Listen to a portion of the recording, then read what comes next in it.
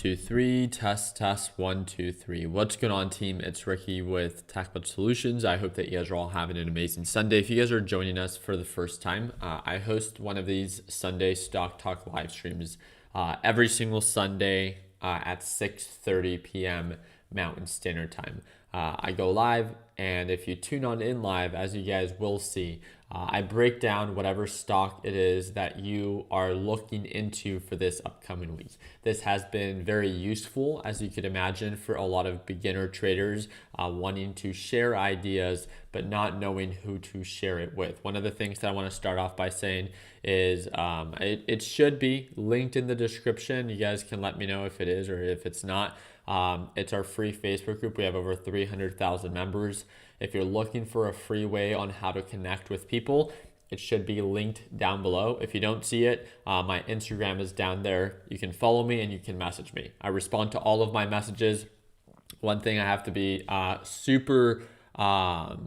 one of the things I need to remind you about is I never message you asking you to manage crypto or anything like that. The Instagram that you see in the description is my only Instagram account. I never ask you for money. I never ask to trade for money, nothing like that. There's a bunch of fake Instagram accounts. The spelling's always just a little bit off. Just make sure that as you follow me, you understand that I will never message you asking to, send me money through Bitcoin or something like that. I don't know what they say, but just a quick little heads up on that. I really hope that you guys enjoyed today's video. Please make sure to drop a thumbs up, and whatever stock it is that you guys would like me to break down, just all you literally have to do is to comment it in the live chat. So I'm going to say what's up to a couple of the people that are tuning on in that we see here quite often. So, all right, let's see who we have here. We got Tyler, Hector.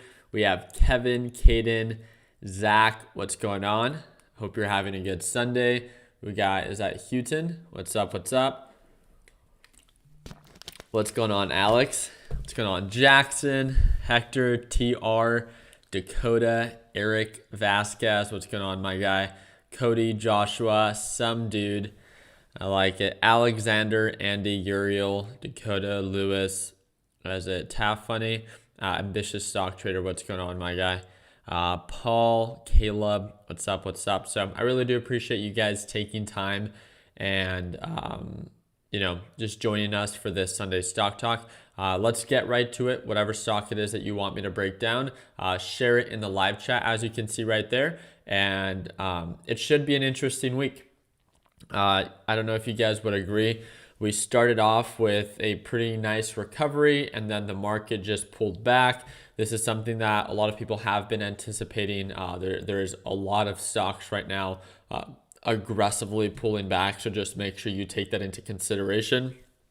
As a trader and as an investor, you need to understand that, opportunity is not on your schedule. You're on opportunity schedule. So the idea of needing to trade every day is not necessarily a requirement, right? One of the sayings that we have within our Learn, Plan, Profit group is we like to encourage people to trade less and profit more, right? To be selective is kind of the mindset behind that message.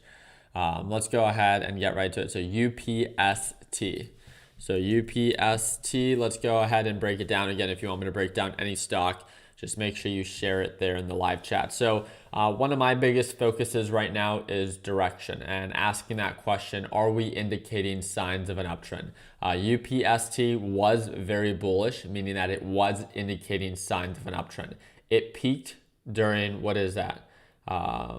It's been a while since it's indicated signs of an uptrend. So this was back in October 18th is where it peaked, and it's been making lower highs and lower lows ever since then. What that simply means is that it's been losing value consistently, right? It went from $400. You need to make sense of it. Sometimes it's good when I don't know if you guys do this, but anytime that you break down a stock, break it down out loud, right? So it was at $400 and now it's at $160, meaning that it's lost half of its value, more than half, right? 400 down to 160. So what does that tell you? Okay, well, you might be talking about UPST right now because it looks cheap based off of where it used to be, right? What was another stock that looks cheap based off of where it was, right? So this is Docusign. Docusign also a very similar pattern, did very well during pandemic conditions, was trading at $314. It pulled back to lows of 222 and then it reported earnings. It was already cheap, right? 220 and it was at pretty much 320, right?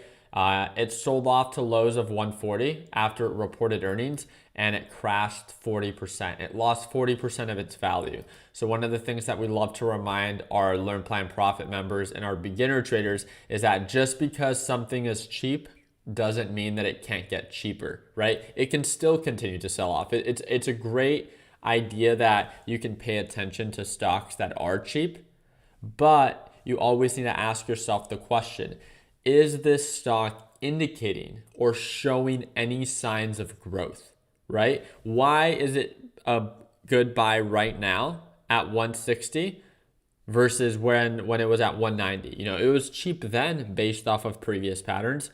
Well, what about 250, right? It was cheap then, right?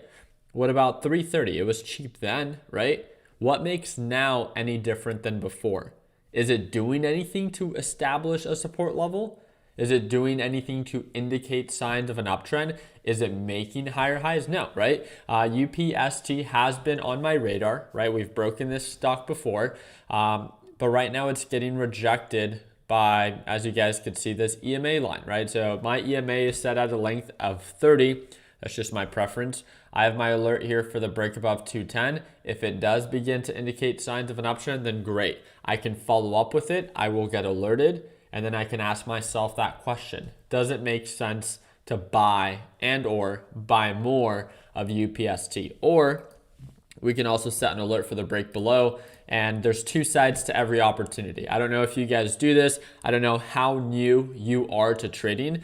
But if you don't ever set alerts if it breaks a support and you only set alerts if it goes up, you're literally setting yourself up for failure. It's that simple. If you never take loss into consideration, you are like ultimately, right? It is just a matter of time for you to take a loss, and it will be very unfortunate if you don't prepare for that loss. It is essential for trading to always take both sides into consideration before taking advantage of a potential opportunity. So, all right, let's go ahead and move on to the next one. So we got, let's see. Let's break down one at a time. So just to make sure you guys have that. So, all right, so what was it? Gush. So Corey with the ticker call out format, I appreciate that. So Gush is an ETF. This is not going to be for everyone, but it's a pretty popular ETF. And one of the things, it's I think a little bit more clear on the day chart. You can't really see it on the day chart. 4 hour time frame, we could see that it hit highs of almost 124. It pulled on back, right, making lower highs, lower lows, a lot of consolidation. One of the things that I'm seeing right now, and I don't know if you would agree with me, is that this moving average, right? This moving average used to act as a support level when Gush was trading above this moving average, right? My moving average is set at a length of 80. You can adjust yours, again, it's just all preference, but you can see that as soon as Gush and the patterns began to trade below the moving average, you can see that this moving average is now acting as a resistance level. What used to act as a support level right on over here, when it breaks below, it's a very common practice that it then begins to act as a resistance level. So I would be very careful. It looks good. It looks like it's now trading above the EMA line. I'm excited to see if it retests that resistance at the moving average, just like it did here, right around 109, 110. But based off of the previous resistance, right, you can see that this moving average did act as a resistance. It made new lows and then continued to sell off. So as we're retesting that, just be aware. Just be aware of the moving average. I would hate for you to get in thinking that it has to recover and then it gets rejected and then drops right back down again. Just be aware of not just the intraday opportunity, but as well as the overall big picture and what's acting as a potential resistance level. So I went ahead and set my alert for the break above the moving average, but also I'm going to set my alert for the break below the EMA line. And if this thing breaks below 90, then at least we know that it's still selling off, and that means maybe to stay away just for a little bit longer. So We got ticker symbol ARHS. So ARHS, here we go. All right, so this one's definitely a little bit newer. I'm not the biggest fan of IPOs. This one looks like it just recently, what is that? November 4th. IPO to hit highs of $14. It sold off to lows of $7, and it shot up recently. So one of the things that, if you want to trade this, trade this. First off, I don't view it to be a good deal. It looks overbought. You could see that with the MACD. You could see that with the RSI. That's a very quick breakdown for you. One of the things that I want to share with you is that IPOs, I'm not saying that this one, but on average, IPOs normally take 2 to 4 weeks for them to correct themselves and to no longer have that hype that they have when they first IPO. There's a lot of attention, there's a lot of hype, a lot of demand within a very short period of time when a stock IPOs. The real challenges are 1 month after, when that hype has kind of died out and then it presents its true value, right? With no hype and no excess amount of demand, right? So if you choose to trade this because it's bullish, all power to you. Just be aware. As of right now, it does not look cheap. We've seen it before where it hits highs of, this $12 price point and it tanks all the way back down to $7. I just don't want you to think that because it's so new and because it has hit highs of 14 that it has to recover and or continue to uptrend. We see this time and time again. Hood is a perfect example of this. I don't know if you guys would agree, but Hood is a stock that was very, very hyped up, right? How many of you guys remember Robinhood, right?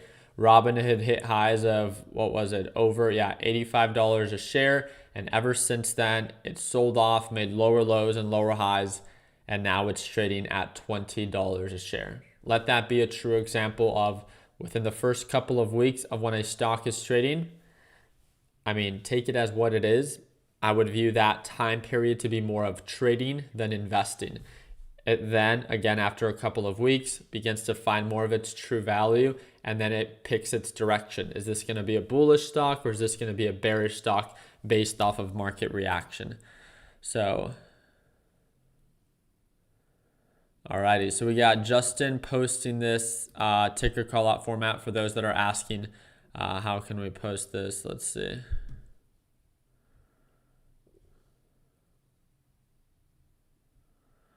All right. Here we go. So I'm actually really glad you brought this one up, Umar. So Apple is one of the few stocks that has been I don't know if you guys have been paying attention to it. There's this common phrase of there's a specific stock carrying the market. And I feel like that's been Apple for the past couple of weeks. Apple right now is one of the closest stocks that's publicly traded, if I'm not mistaken. Correct me if I'm wrong, but look at its market cap, $2.94 trillion. It's one of the most valuable companies, if not the most valuable company that's publicly traded in the U.S. stock exchange. You guys could see that as of right now, even based off of recent patterns. It's been bullish, it's been consistent while everything is, pulling back, while everything is choppy. Apple is just, treading away. And this is one of the biggest, when people say, Rick, not just Ricky, but when people like to encourage others that, you should diversify. You should always have your long-term investments. This is essentially what they mean, right? You can definitely have your riskier trades, your riskier stocks, because those potentially offer a higher or greater return within a shorter period of time, which is attractive, right? To each their own. But it's also very useful, as you could imagine, to have stocks like Apple. Can you expect to make an absolute killing on Apple every single time? No, not necessarily, but it's consistent, it's reliable, and it's very bullish. As of right now, am I the biggest fan of Apple? For, should you buy Apple? Would I buy Apple right now because it's the best investment? It's bullish, which is something that I like, meaning that it's indicating signs of an uptrend. But It's not cheap, and I'm someone that really likes to buy stocks when they're a little bit cheaper. You can see that every time that Apple shoots up, it corrects itself. This happens with every single stock. It pushes up, it corrects itself, pushes up, it corrects itself. This moving average, again, I find this indicator to be useful. You don't have to agree with me if you don't. I guess it's just preference. But you can see where the moving average tends to be a pretty useful indicator on when to understand to potentially load up on something like Apple, right? Because every time that it pulls back and it gets really close, it finds its support level and then recovers, even from the last pullback. And again, this was just about 2 months ago. It hit lows of 138, right? And right now it hit highs of 179. That's a nearly 30% return. Again, that's not something that someone could have predicted, but one of the things that you always need to take into consideration is this is why with all of our Learn Plan Profit members, the people that get to watch me trade live every morning, as the markets pull on back, one of the things that I love to preach is that when markets pull on back, this is where money can be made during recoveries. And Apple's just a great example of that. I don't view Apple, in my opinion, right now to be the best deal, if that's what we're looking for. If you're looking for a stock that's proactively indicating signs of an uptrend right now, then great. I just would not expect this to last too long. Right now, Apple's doing great. It's about to, and I think it could surpass that threshold of $3 trillion. But like we always see, it corrects itself to some degree. And in my opinion and in my preference, I prefer to buy stocks like Apple when they're closer to the moving average, considered to be more on the oversold side. And that just means that I have to wait a little bit longer for Apple to correct itself. But looking, again, you don't have to agree with me if you don't want to, but looking at previous patterns, this always does end up happening. It doesn't mean that I'm going to buy it right away at 145 because the moving average will move up as Apple continues to move up, but I just don't want to buy Apple at 180 when I know that eventually it will correct itself, and I can maybe buy it at 150, 160, stuff like that. So let me know what you guys think about that. All right, so we got Nio and we got Sofi. What's going on, Nick? So let's go ahead and break those down. So we got Nio and Sofi. So very quickly on the 4-hour time frame, I can see that Nio offers a lot of consolidation. Nio is personally, in my opinion, again, I'm not the biggest fan of it. I'm not the biggest fan of Tesla copycats, like Lucid Motors. And I find those to be like all Tesla wannabes. They all ride off of the same hype, and they're very short-lived. I think that Nio is a great example of this. Everyone said that Nio is the next version of Tesla, right? It hit highs of $67 a share, and then it tanked down to $34. Do the math, right? Look how much that is of a loss. From there to there, that alone is about 50%. Again, this happens. It's an emerging market. It's a very up-and-coming, popular market. But these EV companies have so much to prove. So just make sure you always take that into consideration. I wouldn't view these to be as long-term investments as of right now. And if you do, all power to you. They're just a greater risk for a greater potential reward. That's how I see them.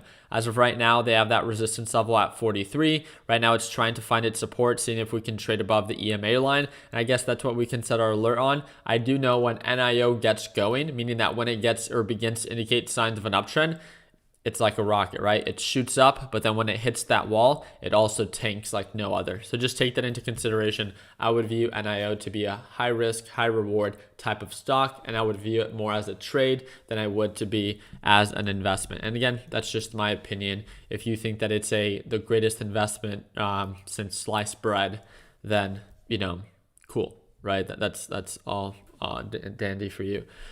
Sofi is one that we've talked about many times, so I'm glad you brought this one up, Nick. Very consistent resistance level, very consistent support level.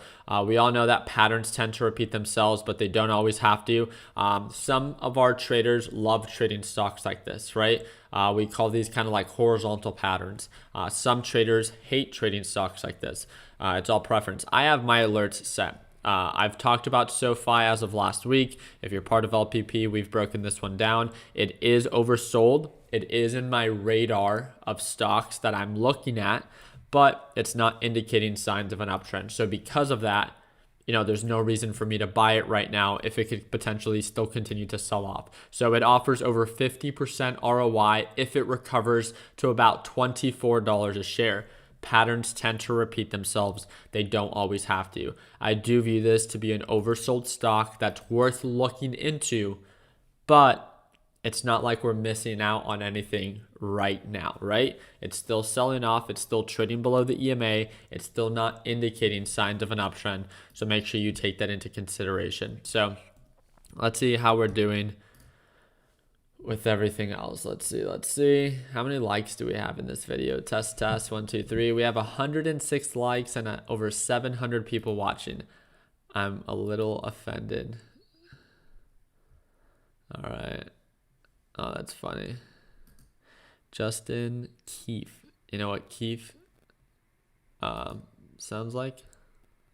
I'll leave that up to your imagination. Here we go. All right, next one. Sorry, little dad joke. Riveon. Here we go. Let's move on to the next one. So Riveon is another very popular up-and-coming stock. It's a stock that recently IPO'd. Everyone, I made a video about Riveon on why not to invest in it. Difference, right? Not trade it. I said why not to invest in it when it was trading at 150, 150 plus. It hit highs of 170 and then it crashed. The same reason why I wouldn't invest in any overhyped up IPO, especially an EV company that's up and coming. Trust me, I've seen the Riveon trucks. I think they look amazing. I think they're super cool. You need to understand on the fundamental side, they have a lot to prove in today's market. And a lot of them do not follow up with all the expectation and standards they set for themselves. Riveon as of right now, again, a lot of consolidation, not really indicating signs of an uptrend. I don't view Riveon as a stock that I necessarily want to trade, but I'm not against it, right? I like to keep an open mind. I have my alert set for the break above 130. If it begins to indicate signs of an uptrend, again, that's been a very common resistance level, I'll follow up with it. Also for the break below, if it breaks below $100, you need to be aware. That's where, its open IPO price was pretty much at $95. So you need to understand if we break below $100, Riveon runs the risk of potentially crashing or falling further below we've ever seen it. So let's just make sure you take that into consideration. So, alrighty, let's go ahead and move on to the next one. As of right now, again, just based off of current patterns, current directions, there's nothing super attractive about Riveon that I personally see value in right now. What's going on, Caleb? So I appreciate your time and especially you posting this in the ticker call out format. So AFRM. So A firm, yeah, so this thing was doing really, really well. I would say that this is going to be a very similar setup to UPST. This was very bullish. It was trading above the moving average. Everything was saying, right, and showing why AFRM was a good trade, right? The direction is in your favor. It's making higher highs, higher lows. It's consistent. It wasn't too sporadic. But then once this always happens, and again, if you're part of LPP, you should be aware of this. It indicates signs of an uptrend. It consolidates, meaning it establishing a resistance level, and then it breaks below the moving average. It breaks below its support, and then guess what happens after? It gets rejected. Now it's doing the exact opposite of what it was doing when it was trading above the EMA. Now that we're trading below, this EMA is no longer a support. It's a resistance level. So every time that it tries to recover, it gets rejected. It tries to recover, it gets rejected. And as of right now, again, the moving average indicating signs of a descending pattern. So I'm just going to view it as that, as it's a stock that's consistently selling off. It's making lower lows and lower highs. The direction is no longer in your favor, and it's now the opposite. It's the mirror image of what it was. This thing was bullish. It was consistent. Now it's bearish, and now it's consistently selling off, right? So because of that, I wouldn't view that to be a very attractive quality of firm, right? Especially when it came from such low price points of $60 and then it hit highs of 176. It kind of just showcased how overvalued it was. This can definitely change, and you can set effective alerts if it begins to indicate signs of a reversal, and then you can choose to follow up with it when it makes the most sense to you. So let's see. All right. So can you look at LGVN? I'm just going to look at it so you can stop commenting that. LG, what was it? You would think with how many times you asked me, I would have. LGVN. Okay. So again, this is just my opinion. This is showing me true signs of a pump and dump. I would completely stay away. It's making lower lows and lower highs. You can see its normal volume, and then all of a sudden the volume bars shoot up, the price shoots up, and then now it crashed. You missed. I mean, in the easiest way, when I see this, I tell myself, you missed it, right? It shot up, it lost all of its momentum. It's no longer indicating signs of an uptrend. You need to understand, right? At least for myself, every time that I take a trade, it only makes sense to jump in or to want to trade something when it's indicating signs of growth, right? This is not doing anything like that. This thing is consolidating. It's not making higher highs. It's not showing any signs of growth. So why would you be eager to get into a stock that went from $45 down to $20? Do you really want to lose 50% of your account balance or your position? And not even just to say that, it's at $19. Just what was that? Last month, it was trading at $2 or $3, whatever that is, $2.84.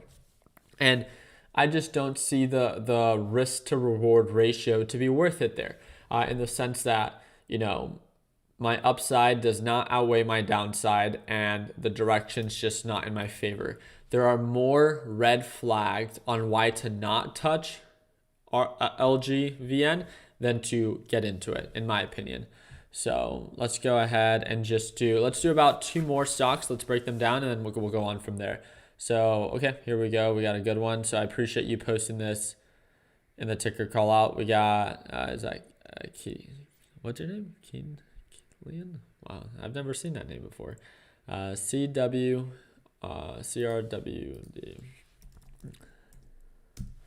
I don't think I've ever seen that name. Couldn't even pronounce it.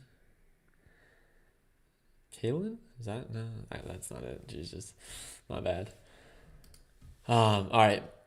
I like this one. I'm actually really happy you brought this one up. So it looks like on the day chart, it was very, very bullish. It came from lows of $32, consistently making higher highs and higher lows. It had a resistance, or it peaked at $300 pretty much. It's been selling off ever since its peak, which is a pretty common practice right now. So as of right now, it's not indicating any signs of an uptrend. And if we go on the 4-hour time frame, you can see that the EMA line has been acting as a resistance level, right? So we can look a little bit closer into, what is causing this specific stock to sell off. You could see that this EMA line is almost a perfect resistance level, right? Every time that it tries to push up, it gets rejected. It looks like it's now trying to establish its support level right around $200 a share. This is exciting because if it does recover, then great, right? We can begin to trade above the EMA line and begin to make higher highs and higher lows. I would need it to do this, right? It was selling off just like it's doing now. We needed to establish a support level, meaning consolidate, no longer sell off. That's step 2. And then step 3 is indicate signs of an uptrend, showing signs of higher highs and higher lows above the EMA line, allowing that opportunity and direction to be in your favor, right? You shouldn't be eager to jump into a stock unless it's actually indicating signs of growth. Why would you be eager to jump into a stock that's losing value, right? So set your alert, add it to your watch list if you see value in it, and let's follow up with it. I like it. I actually really like it. So I appreciate you taking time joining us during our Sunday stock talk and breaking this one down. So I added that one to my watch list. So YT Renegade, I'll block you if you continue to spam the live chat like that. You have to give other people a chance. I'm only breaking around 10 different stocks. So let's be, considerate to others. CELH. All right, so this is Celsius, right? Yeah, Celsius Holdings. So I like this one too. So Celsius was also a very bullish stock. I'm going to add this to my oversold watch list as well.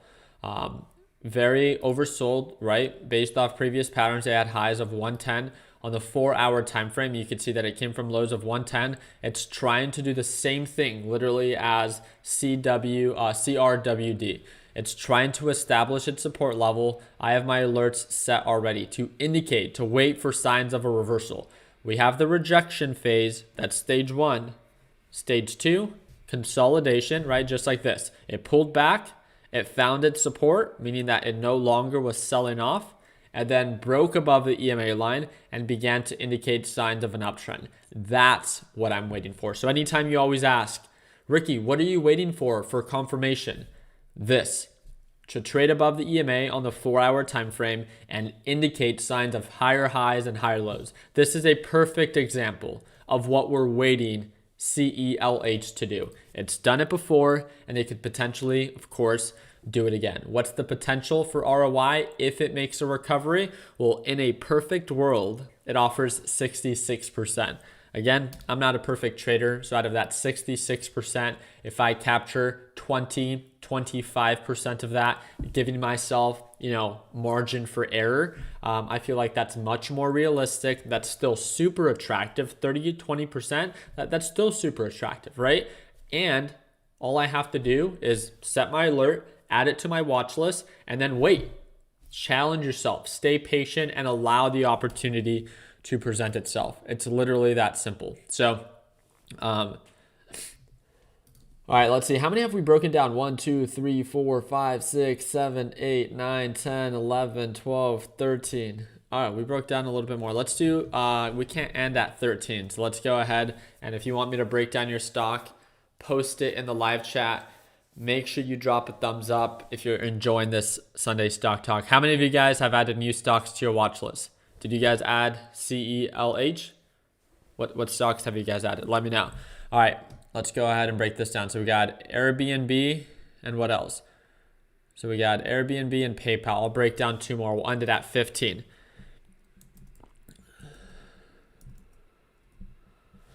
All right, here we go. Okay, so Airbnb on the overall, all right. Other than it being a very popular company, obviously, right? Especially in today's market, it was pretty bullish. It's very inconsistent. And this is sometimes like you might ask me the question, Ricky, why don't you see value in this? It's just sometimes I don't like the way certain stocks trade because I know based off of my experience, I don't do well with them.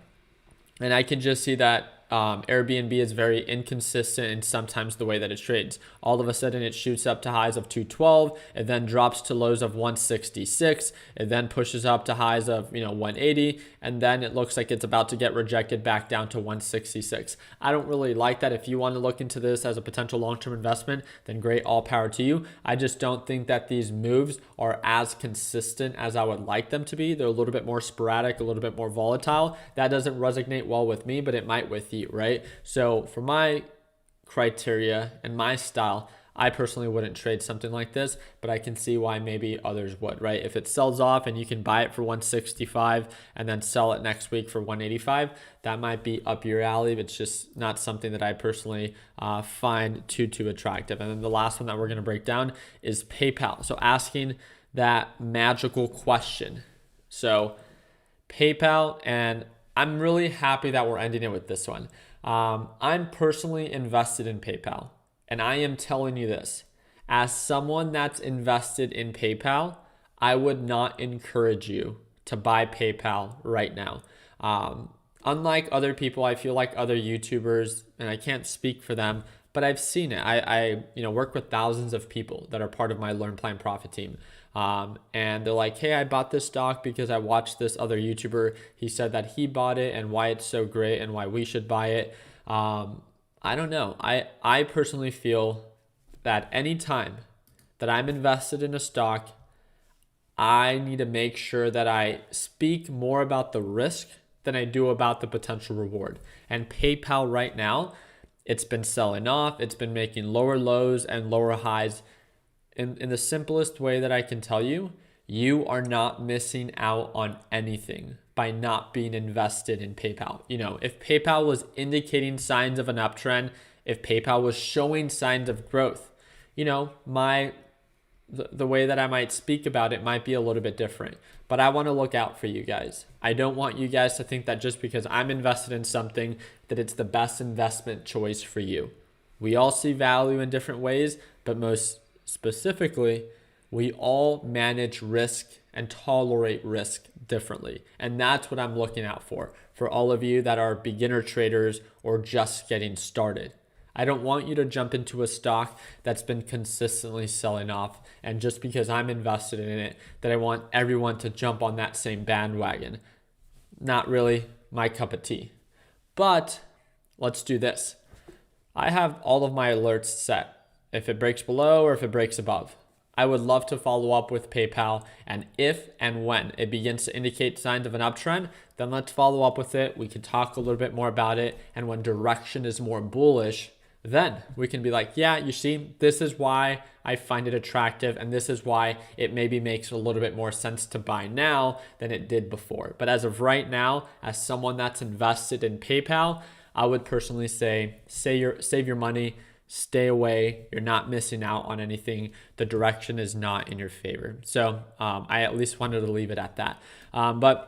That's all the time that we have for today. I feel like we've been live for over 30 minutes, just 35 minutes, so not too bad. So I just personally wanted to say I really do appreciate your guys' time. This upcoming week, just like last week, might be a little bit choppy. And this is just for the people that trade very often, especially if you're someone that's just getting started. I made a video a couple days ago and I talked about the values of buying when the market is very, oversold, right? The market pulled back. It scared a lot of people. And I feel like a lot of beginner traders were just beginning to question themselves. While everything was in the red, it's just hard to see the light at the end of the tunnel when everything is in the red. And what I wanted to kind of say is, this is why it's so important to always prepare for pullbacks. And it's much easier said than done. If you're someone that's just getting started, I feel like that should be even that much more exciting for you, because next time you have something to prepare for based off of your experience right now. But what you need to understand is when the market pulls back, I cannot say this enough, that is when big money is made. When the markets pull back and you prepare for it, you can load up on all the blue chip and quality companies you see value in and make money as they recover. It's literally one of the most exciting things. It sucks while the market's pulling back because you're seeing all of the red. But if you understand the big vision and how the markets always tend to recover, then that's what can kind of push you through that mindset challenges you experience along the way. If you're an absolute beginner trader, if you have any questions, if you're watching this and you have questions, especially if you didn't have the best week last week, I want to let you know that, again, you guys can refresh the screen. My Instagram it should be the first link in the description if I'm not mistaken. Anytime that you have any questions, you want to reach out, you just want to chat about, how it is that you're doing based off of current market conditions, you can either reach out to me via Instagram, which is linked down below, but especially if you want to be able to watch me trade live every day, and if you want to be able to work with me on a closer basis, that's where our Learn Plan Profit team comes into place. So we just created Learn Plan Profit 2.0. It's the all new lesson library, and it also offers closed captioning in Spanish as well, as some of you guys might have seen in today's video. If you guys have any questions about joining our team and watching me trade live literally as soon as tomorrow at market open, you guys can either message me on Instagram, or the second link if you're ready to join our team is for the Learn Plan Profit 2.0 team. So I really do appreciate your guys' time. I hope and wish you guys an amazing rest of your Sunday. Continue working hard, continue following dreams, let your passion be what drives your success. I hope that I earned your thumbs up. Please consider subscribing, and like always, let's make sure that